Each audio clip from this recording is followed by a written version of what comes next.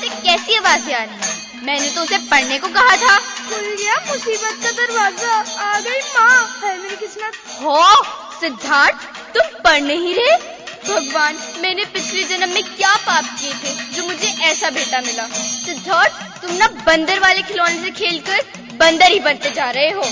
माँ, इतना पढ़ूंगा तो मुझे इंडिया में नौकरी नहीं मिलेगी, कहीं लंदन अमेरिका ही जाना पड़ेगा। और फिर आपका ध्यान कौन रखेगा? क्यों, तुम मुझे अपने साथ नहीं लेकर जाओगे? और वैसे भी इतनी दूर का सोचना बंद करो सिद्धार्थ। पहले इंडिया में वापस आकर अपने स्कूल का होमवर्क तो कंप्लीट कर लो। लेकिन माँ, मैं भी तो बाकी बच्चों की तरह ही खेलना चाहता हूँ, है मेरी किस्मत। हे भगवान, मैं क्या करूँ इस लड़के का?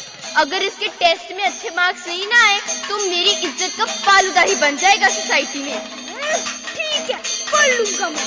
अरे अरे, क्या अपने फूल से बच्चे पर इतना बोझ डाल रही हो? वो बस एक 9 साल की नन्ही सी जान ही तो है। किरण, तुम्हें तो ये समझना चाहिए।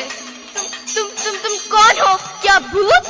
अरे नहीं, मैं हूँ miss PPFS, passionate positive for stress. अरे चुप कर पॉजिटिविटी।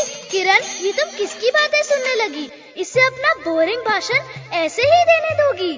मेरी यानी NNFS, nasty negative for stress की बात सुनो। अरे ये क्या है?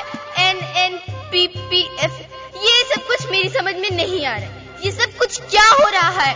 क्या हो रहा है ये मेरे घर में? अरे ये गलत हो रहा है तुम्हारे घर में। तुम्हें मेरी बात सुननी चाहिए किरण, पॉजिटिविटी की, जो हमेशा हमेशा सच्चाई का साथ देती है। टेंशन एक बीमारी है और स्ट्रेस तो उसका भी बाप निकला। बोझ डाल रही हो किरण, तू मेरी बात सुन।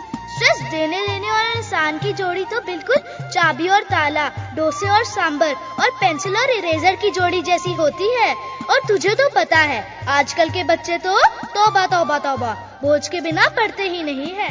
मिस नेगेटिविटी, बस बहुत हो गया। और हाँ मिस पॉजिटिविटी, तुमने तो मेरी आंखें ही खोल दी। मैं ये कैसे भूल सकती हूँ कि अगर सिद्धार्थ खेलेगा नहीं तो अच्छे से पढ़ भी कैसे पाएगा। किरण, आज तूने ये सब कहकर तो मेरा दिल ही तोड़ दिया।